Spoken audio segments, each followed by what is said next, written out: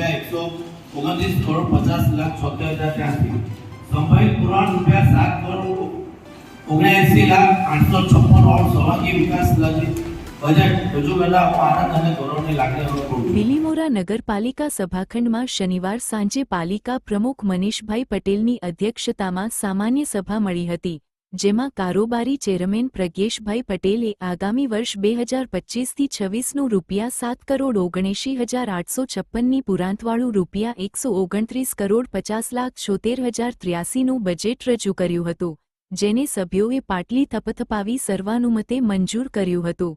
વિપક્ષી કોંગ્રેસના સભ્ય રામબાબુ શુક્લે આટલા મોટા બજેટનો એક દિવસમાં કેવી રીતે અભ્યાસ કરી શકાય તેવો પ્રશ્ન ઉઠાવી બજેટ કોપી અગાઉથી આપવા માંગ કરી હતી।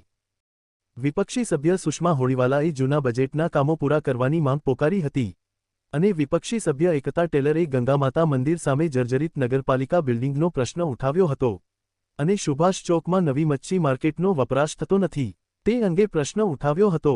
તે સાથે જ વિપક્ષી સિનિયર સભ્ય મલંગ કોલિયાએ સ્વિમિંગ પૂલ અને સોમનાથ તળાવ, જ્યુબિલી તળાવ અને ધોબી તળાવ માટે ફરી 7.5 કરોડની માતબર રકમ ફાળવણી સામે આશ્ચર્ય વ્યક્ત કરી યોજના ક્યારે પૂરી થશે તેવો વેધક સવાલ ઉઠાવ્યો હતો। સભામાં ભાજપના નવનિયુક્ત સભ્યો મૌન વ્રતમાં જોવા મળ્યા હતા।